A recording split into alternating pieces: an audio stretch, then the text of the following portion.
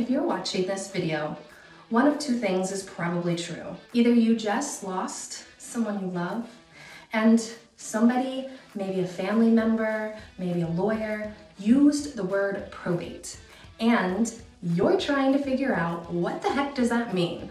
What does that mean for the sale of the house? Or you're planning ahead. Smart.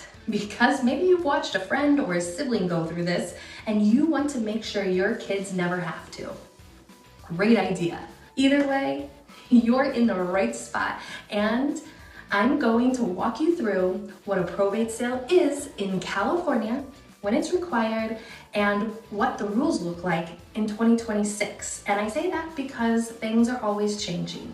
No legal jargon, no fear-mongering, just plain English from someone who does this regularly.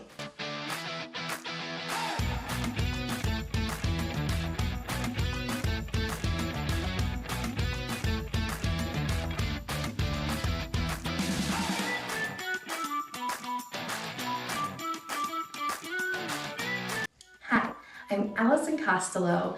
I am a real estate agent here in Benicia, California, and I am a certified probate and trust specialist. I'm also your seniors real estate specialist. And before real estate, I have experience as a certified nursing assistant. So I've been in homes with families during some of the hardest moments in their lives. And that perspective has shaped everything that I do in this business. I serve families across Solano County, Contra, Costa County, Napa, and the borders of the Bay Area. And probate is one of the most common and most misunderstood parts of what I do. Quick, but important note, before I go on any further, I am a real estate agent. I am not an attorney. Nothing in this video is legal advice. Always consult your California probate attorney for your specific situation. What is given to you here is just the lay of the land. What you need to know so that you can ask better questions and make better decisions. Okay, let's get to it now. So, what the heck is a probate sale? A probate sale, very simply, is a sale of a home that is still legally owned by someone who has passed away. When a person dies in California and they own real estate in their name, meaning not in a trust, not in joint tenancy, not transfer on death deed, that property automatically does not get passed to the family. It legally belongs to the deceased person's estate. And before anyone can sell it, give it away, or transfer it, the court has got to oversee the whole process. That court supervised process is called probate. And when the house has to be sold during that process, that's a probate sale. Here's the part most families don't realize until they're in it. A probate sale is not the same as a regular sale. The timeline is different, the disclosures are different, the court is involved in every process. Sometimes the buyer's offer can even be overbid in court at the last minute. We'll get into all of that. But first, the question I get asked the most: when is probate required in California? Not every estate has to go through probate. And in California, the rules around this just changed in a way that helps a lot of families. Here's the simple version. If the deceased person had a property funded living trust, a house generally does not go through probate. The trust controls the property, and the successor trustee can sell it without court's involvement.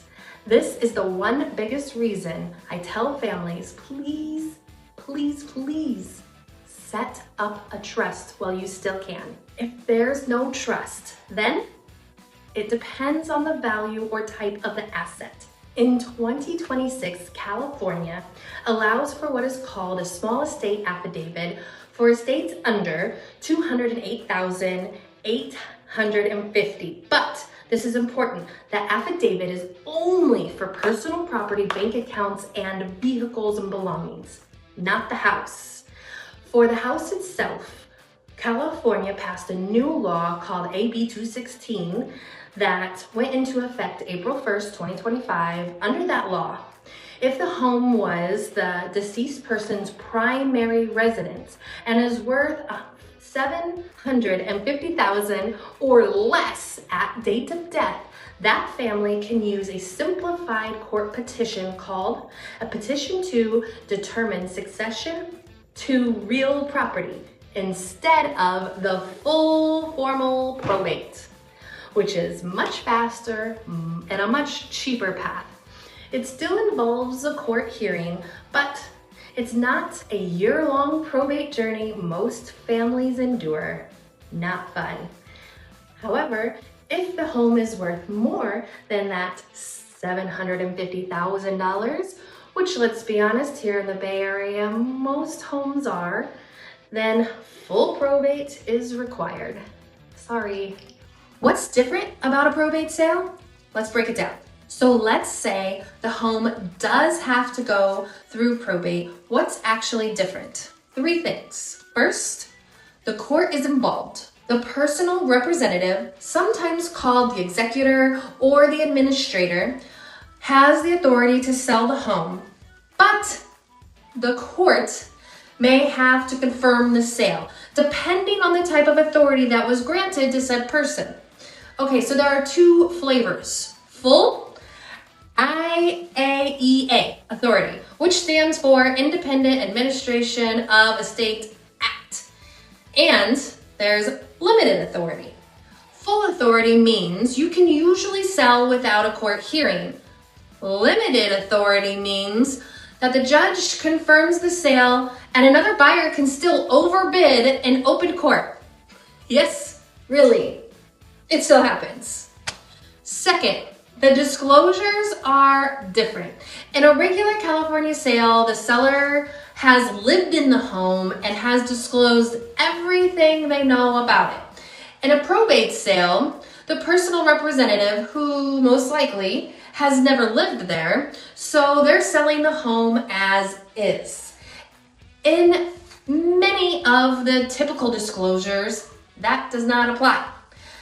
That can sound good if you're the seller, but also means buyers are cautious, and sometimes the price can reflect that. Third, the timeline is longer.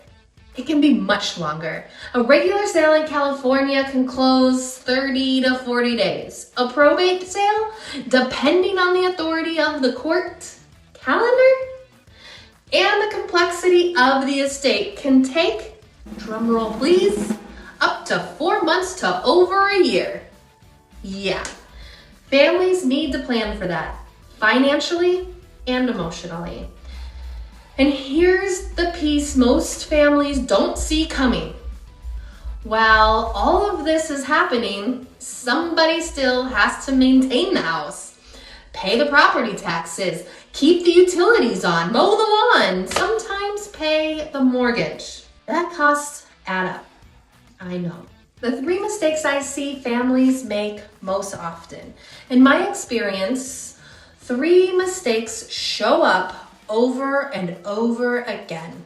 If you remember nothing else from this video, remember this. Mistake number 1, waiting too long to talk to a probate attorney. I am a realtor. I can't file your probate work, and the longer a family waits to get an attorney involved, the more expensive and stressful it can become. If a loved one has passed away and there's a house in their name, talk with a probate attorney within the first few weeks, not months. Mistake number 2, trying to clean out the house before talking to a professional. I know this one hurts because it's instinct, especially for adult children, is to go to mom and dad's house and just start sorting through all the things.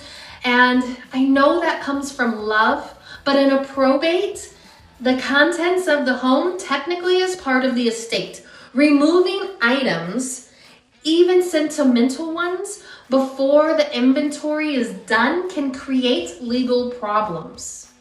Take photos, make a list, but pause before hauling things to Goodwill or until you talk to an attorney. Mistake number 3, hiring a real estate agent who has never done a probate sale before, because they are different. The probate sales are different than regular sales, that is. So I want to be crystal clear. A probate sale is not a regular home sale. If a real estate agent has never done it, it's a big process. The contracts are different. The disclosures are different. The dynamic with the court and the attorney is different. A great real estate agent who has never done a probate can absolutely cost a family time and money on this. Ask the agent how many probate sales have they personally closed. Ask if they hold a certified probate designation. Ask who they work with on the attorney side. They should have good resources to give you. Hey, you'd hire a heart surgeon for a heart surgery, wouldn't you? Hire a probate specialist for a probate sale. I'm just saying. I had to throw some putty in there, okay? What to do this week. Whether you're in the middle of a probate right now or you're watching this to plan ahead, here's what I do this week. If a loved one has recently passed away, 1, locate the will, if there is one, or confirm there is no will. 2, pull together a list of all the assets, bank accounts, retirement accounts, real estate, vehicles. Don't worry about it being perfect. Just start the list. 3, talk to a California probate attorney. Most do a free consultation, and I am happy to refer you several that I work with regularly. 4, don't sell anything. Give everything away or sign anything related to the house until the attorney has weighed in. If you're planning ahead for your own family, great job. 1, if you don't have a living trust, get one. This is a single document that keeps your home out of probate. Number 2, make sure the trust is funded, meaning the house is actually titled in the name of the trust. If a trust is not funded, it's just paper. Number 3, have the conversation with your adult children. Tell them where the documentations are. Tell them who is your attorney. Tell them what you want. You don't have to share every detail, but the silence is what costs family the most. If you found this helpful, the best thing you can do for me, and honestly, for the next family who's searching for this video at midnight after a hard week, is hit subscribe. Drop a comment letting them know that you've learned something here, or ask a question if you still have one. I read every single one and I will respond and get right back to you. I have a whole series on this channel all about helping families navigate downsizing, senior moves, probate, and trust sales. None of this is meant to be scary. It's meant to be clear, because clear families make better decisions. Thanks for watching. I'm Allison Costelow, and I appreciate you being here. I am on a mission just to get you the information in your hands so that you are not working through a crisis. You can be a pre-planner and get the information right here. Get started and unburden your family.